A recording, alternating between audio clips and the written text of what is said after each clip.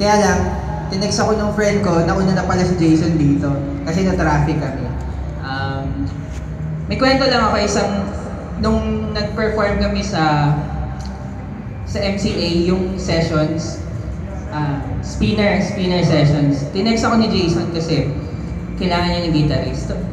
Tapos, alam ko na yung mga songs na gusto niya. And then, may isang song na yung If I Ain't Got You, nung nag-intro na ako, parang nag-sink in sa akin na, teka, yung tinutugtugan ko, The Voice of the Philippines na to eh.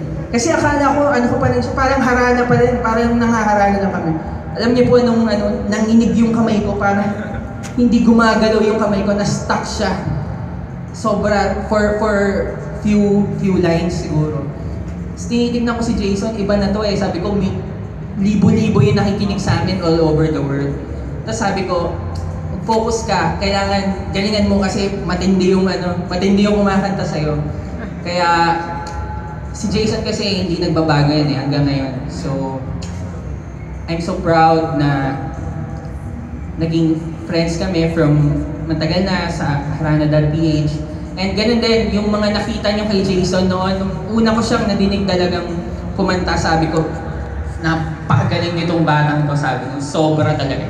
Marami na ako nadinig na magagaling kumanta sa 10 years ko na tumutugtog, pero very special si Jason. Kaya hindi ako nagtataka sa naabot niya ngayon. So happy birthday bro. We love you.